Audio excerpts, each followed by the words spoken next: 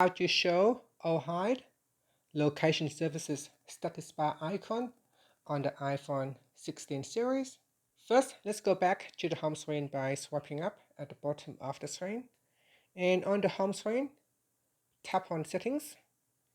Next, in the main settings page, we scroll down, then tap on Privacy and Security. After that, we tap on Location Services. Then scroll down to the bottom and then tap on System Services. Now in here, scroll down to the bottom, then tap on Status Bar icon. Tap on the toggle button if you want to hide that Location Services arrow icon. Otherwise, we can turn it on. When you turn this on, if there is an app trying to use your locations, it will show an arrow icon at the top here right next to the clock. And that's it. After that, you can swipe up to go back to the home screen.